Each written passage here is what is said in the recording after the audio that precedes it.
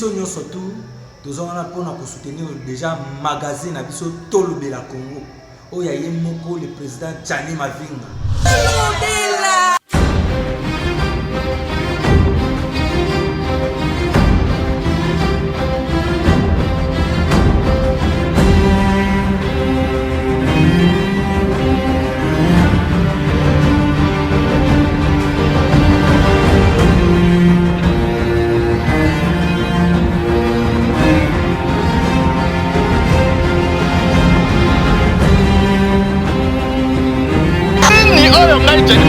na salite pour le club de Bassango.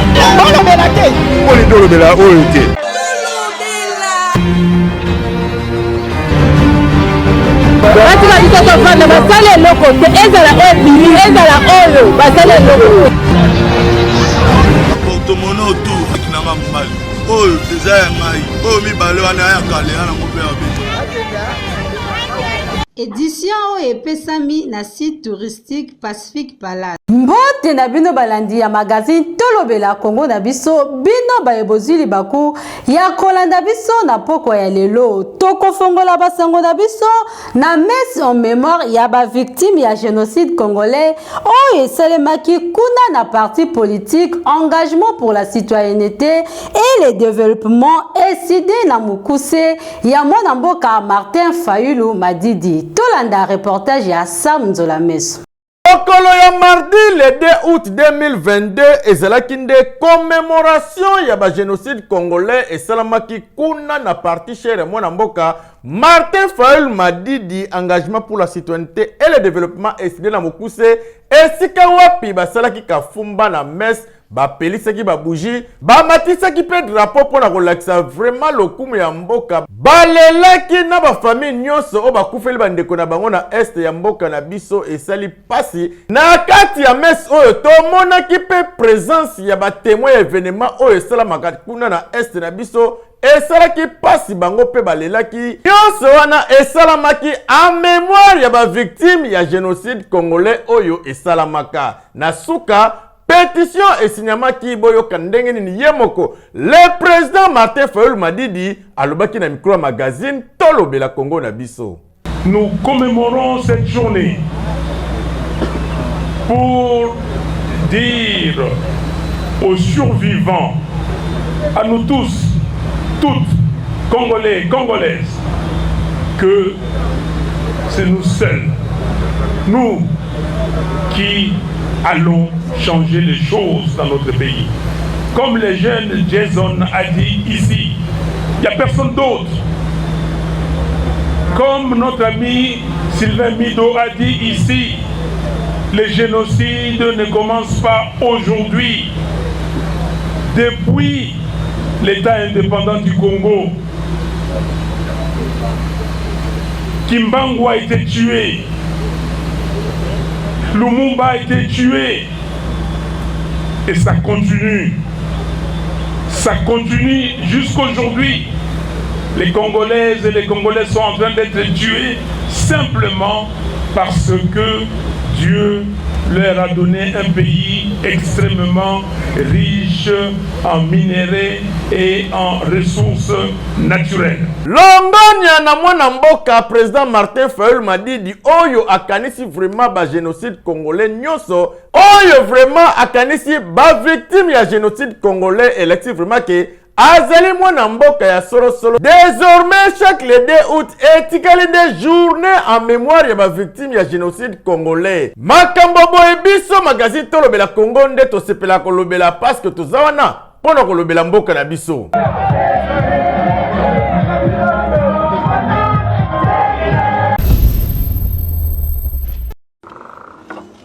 Communiqué officiel.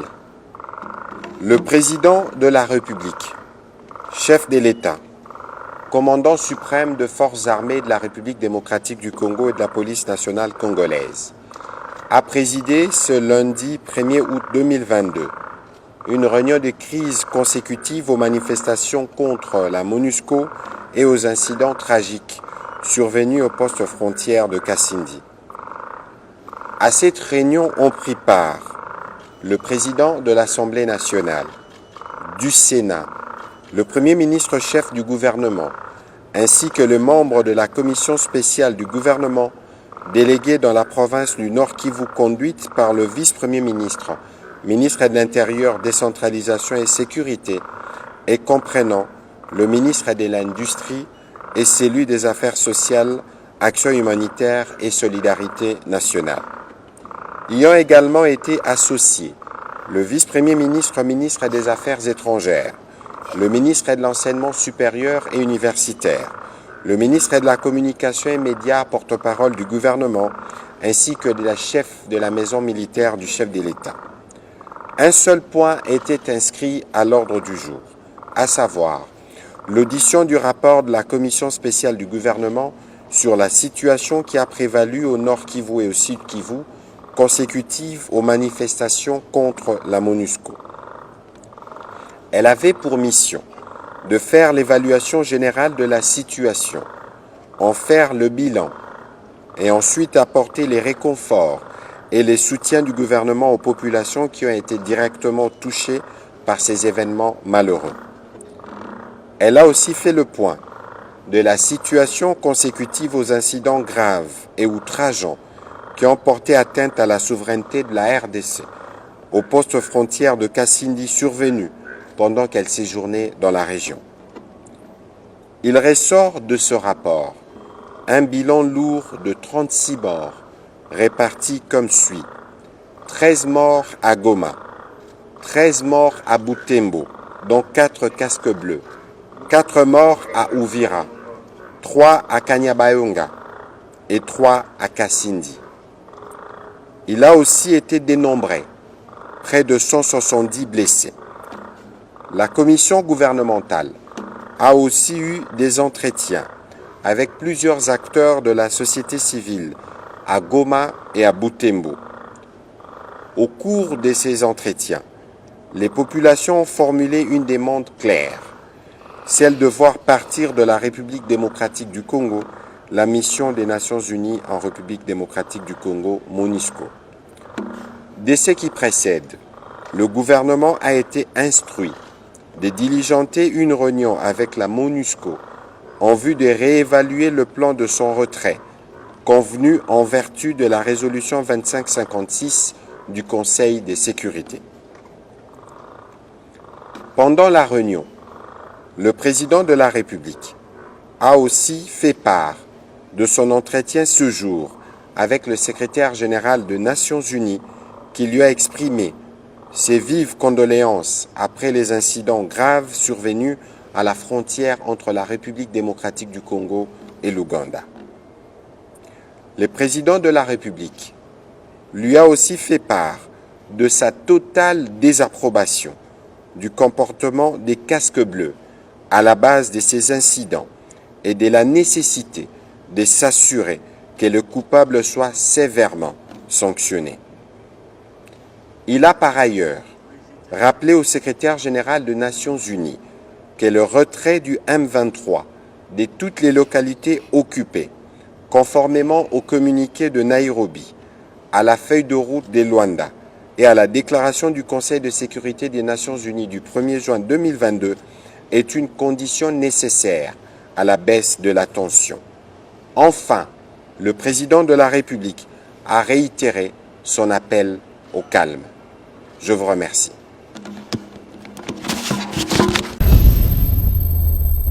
Ministre congolais ya affaires foncières asalaki mokolo ya mardi 2 août 2022 signature ya contrat oyo ezali permettre na mise en œuvre ya projet ya sécurisation pe numérisation ya batitre foncier. Na discours ya Aimé Moulendo Sakombi alobelaki signature ya partenariat public-privé oyo ezali inscrire na cadre ya mise en œuvre ya projet national ya numérisation ya cadastre pe ya sécurisation ya batitre foncier pe immobilier awa na République démocratique du Congo. Magazine Tolobela Congo, tolobi po na mbongwana ya Congo.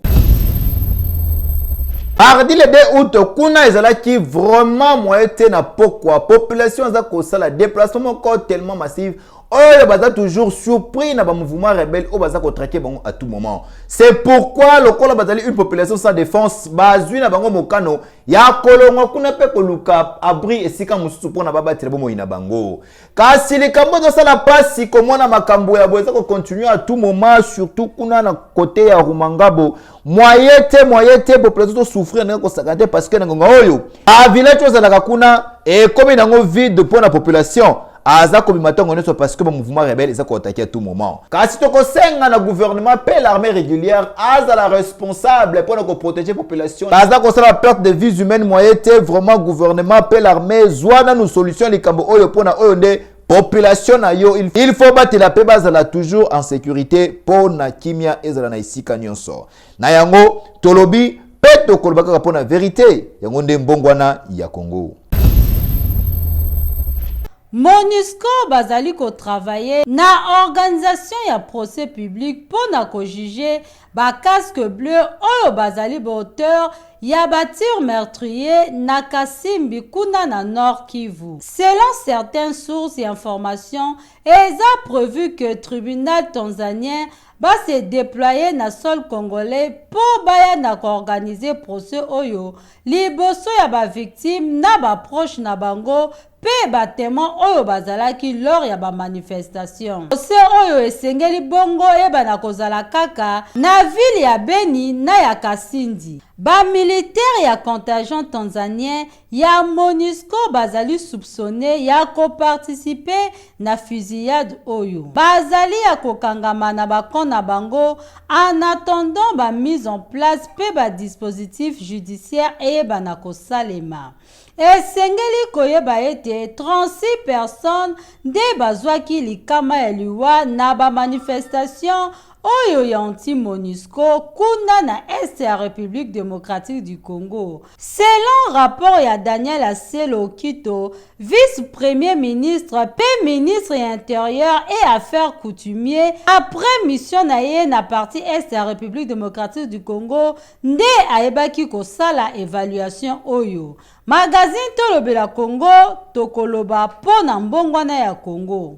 Toyebi te tokomi wapi toloba nini pona makambo ndenge komi kokendele ezoyebana te nani akopesa solution éclairage ezomona pete pona nini lelo kona kasai moyen te na tongo affrontement esalami entre ba militaires IDPS Tshisekedi pe ba militants ya parti Alliance pour le changement ya mwana mboka Jean-Marc Kabundu ancien président AI ya UDPS Tshisekedi toujours oh lelo abendana mupanzi na ye asala Alliance pour le changement e yindi kwa na tongo lelo simba kote ombwa pesa mbwa boyi mbala oyo e yindi oya beta nani bazoyeba na te po likambo nini affrontement et salami tozoyeba te soki bazowela nini soki pe na marche tope nini voilà ce qui se passe kasi tokosenga na autorité compétente oza esika wana bazo makambo o sérieux pona makambo boye et créer ka ba perte de vies humaines pamba te tomona yango mbala mingi komona kaka pona likambo entre deux parties bato pe comme kokufa et comme pe sope likambo nini les autorités compétentes bozo makambo o sérieux bote sécurité pona ba parti oyo etambola kimia ezala malamu pona bango nyonso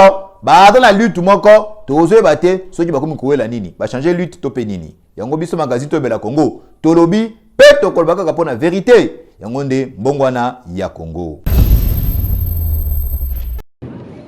Moyi nakokota na bien bola taka bilamba nanga na kati ya Congo RDC bato mingi bamibimisaka kaka ndeti kaka baza bamolobeli ya peuple nzoka nde ezalaka nde luvunu na luvunu tozali awa na komina Ngaliema na Binza Pigeon na avenue Lunzadi numéro 1 esika bozali komona population baye kotonda awa eza nde likambo ya conflit parcellaire oyo mama oyo bozali komona mama Angélique asomba parcelle na ye depuis 1967 kasi ya kokamwa mwana mboka Francis Kalombo solution ayembango alobi ke mama oyo azali propriétaire lopango oyo te population kamwe population elekeli bango na ndenga mokete kutu baluki intervention bakonzi baye kotala dossier oyo nzoka dossier zala nango deja na justice bandakala bakonzi ya mboka bapesa raison na mama Angèle kasi ya kokamwa Francis Kalombo ye na ba mama oyo mususu basangani pona koya kobimisa mama oyo na ndako na ye tongo ya lelo etani bapesi raison na mama Angélique et puis ba déguerpir ba oyo bakota na kati ndako oyo atikanga moye katumba beau-frère na remo sa rwandais Barbara kanem c'est ma nièce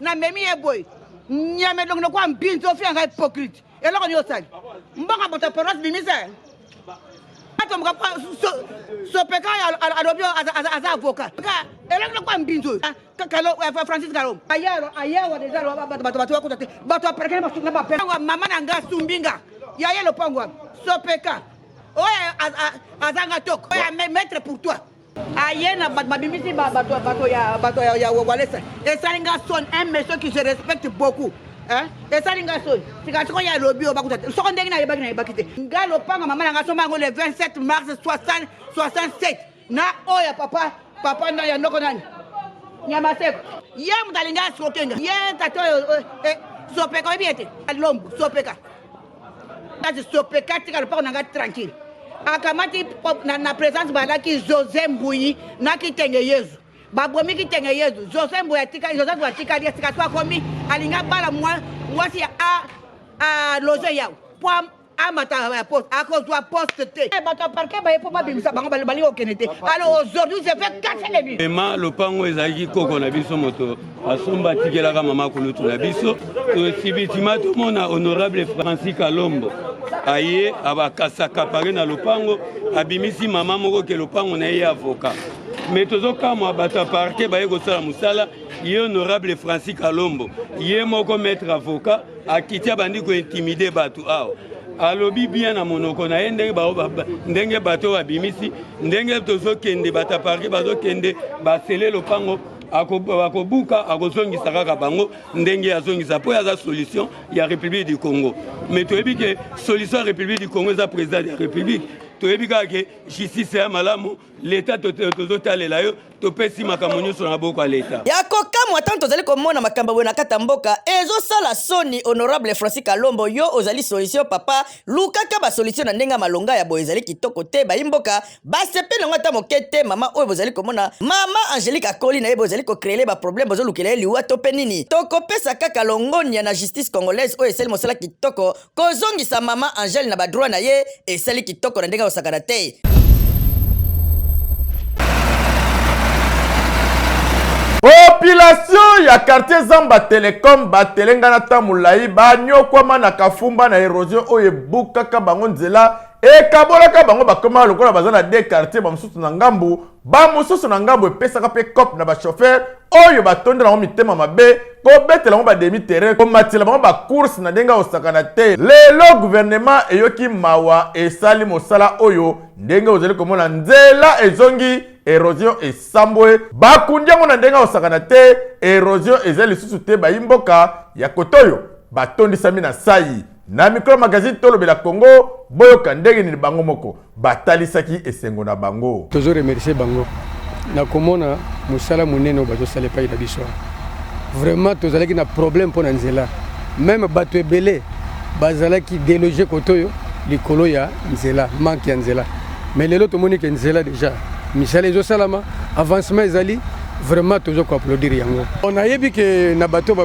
perdre bandako na bango souci ezali kaka ke soki bakomisi na mwa niveau esengeli barécupérer ata ndambu ya baparcelle ekosala mwa bien c'est parce que bamira soutènement namoni bakomi osala de part et d'autre yango ekosala ke bato bagarde mwa niveau ya mapango na bango ata baperdre ndambu mais barécupérer ne fiske ndambu toza na esengo mingi tozotombela vraiment papa président Félix Tshisekedi Tshilombo zamba baccélé ya mingi apese makasi awumela vraiment to continuer quand même que tokon komona ke babisi komi oya kuta ezomatati likolo na antenne oremercie nzambe apambola ye bapesa ye mikolo makasi ya continue asala continue pa place mosusu mpe ezali na baérosion tozosepela ya mingi longonia na gouvernement congolais mingi na gouvernement provincial ya ye moko le suprême Gentini Ngobila Mbaka bazali kosoutenir vision ya mokonzi ya mboka son excellence Félix Antoine Tshisekedi Tshilombo ya kosunga population koyede bango na ba problème ozeli kotungisa bango ndeti population Zamba Telecom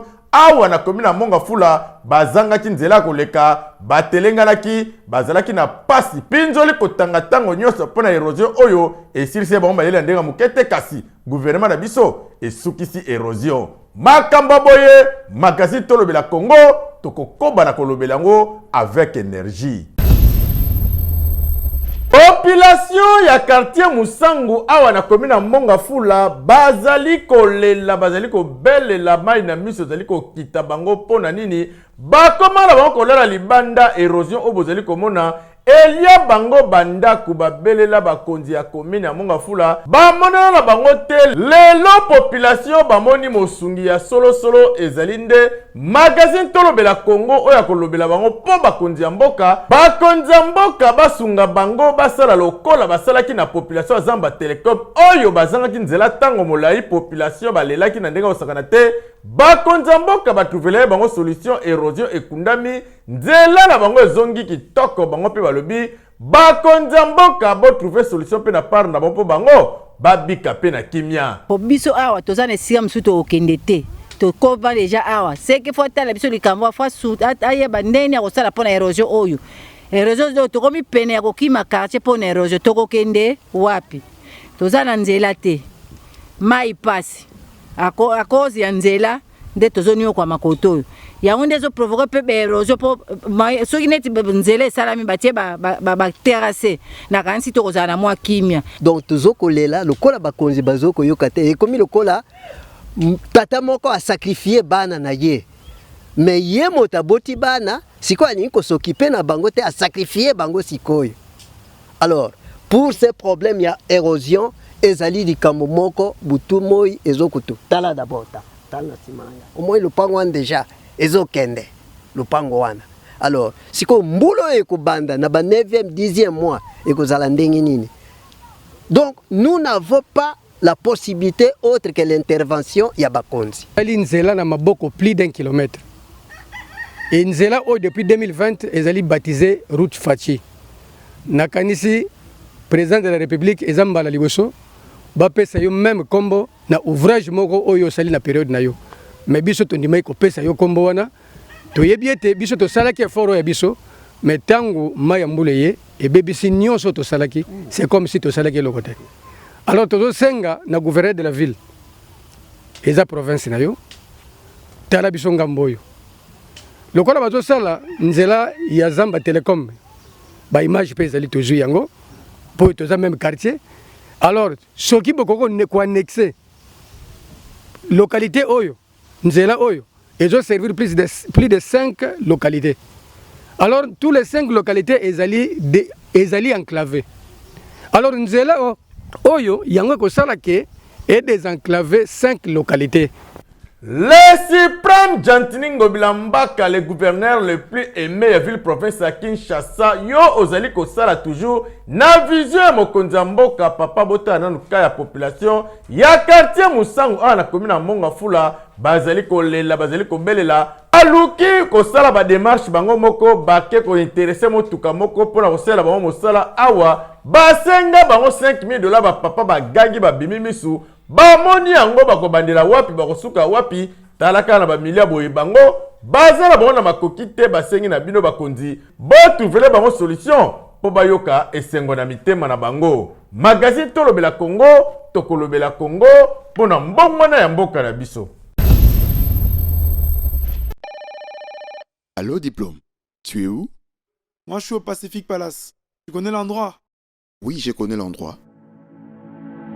Au cœur de la ville de Kinshasa se trouve un endroit très magnifique pour vos moments de détente à volonté, c'est le Pacific Palace. Un cadre idéal pour les personnes exceptionnelles que vous êtes. Chez nous, vous y trouverez tout ce qui va répondre à vos désirs. Des chambres bien équipées avec douche et des lits pour un repos paisible et doux. Vos séjours seront inoubliables car vous n'allez jamais le regretter.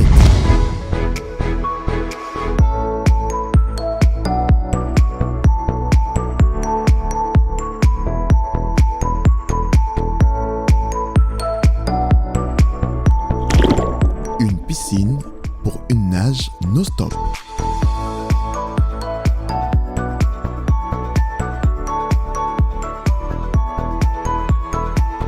Un restaurant VIP pour vos rendez-vous romantiques et amicaux. Sous la gastronomie congolaise et étrangère. Chez Pacific Palace, ah oui, nous sommes dans le bruit. Notre adresse, route de Matadi, référence Arrêt Grand Hôtel, au quartier Mitendi dans la commune de Mongafula. Bienvenue chez Pacific Palace.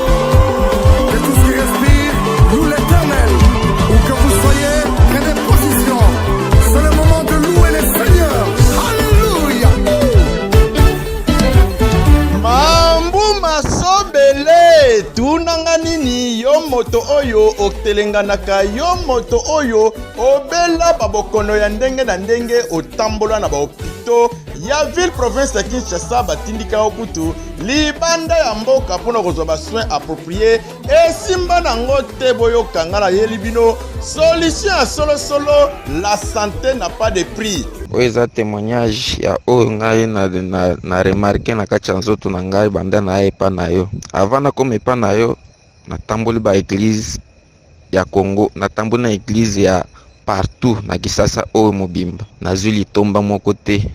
Bakopesa ba prophétie boye, ba prophétie eza kaka ya koencourager yo, oh non tomoni boye, tomoni oboti, basi mibali. Ozana bana ebele na libumu, tomoni donc ba prophétie moko boye kaka ezopesa ka courage mais po mona ngo boye na physiquement ozomona ngo te. Ngai ndenge naza boye nazaki na problème grave na nzoto na ngai. Nzonso esila ikobeba nakina na ba hôpital ya lolenge na lolenge, hôpital traditionnel na tamboli na Kisasa mobimba oyo. Bao nyonso balekaka na ba TV na tamboli nazwe ya note me na ye kokutana na yo ozwi nga en charge obandi ko traiter ngai traitement na yo en tout cas nazwe yano nzoto na ngai zongi lolenge nzamba kelaki ngai na nzambe no asaleli ngai bikamusi aleki penza ba nzambe nyonso oyo nga nakutanaki nango na Kisasa basaleli ngai te. Mais malade na ngai ezaki malade moko ya maboko ya bato bato mitemi mabe babebisaki ngai sans le savoir, donc babebisanga motemi mabe ngai na misu mibale nazali komona te. Mais yo ya nzambe oza na misu ya nzambe osili komona bisika babombaki ngai na se ya libanga na minute oyo nakomi capable penza ya kopesa mwasi zemi. Minute oyo mwasi na ngaza na zemi banda kutukosambela na nzambe apimela ngai biloko nyonso ya mokili, apimela ngai bomengo, apimela ngai nyonso bato balingaka kozala nango, apesangaka mabota. Tala tiage na ngai ya 40 ans nazana na mwana te, mais lelo grâce na yo lelo mwasi na ngaza na zemi sala osaleli ngai nazo réussite.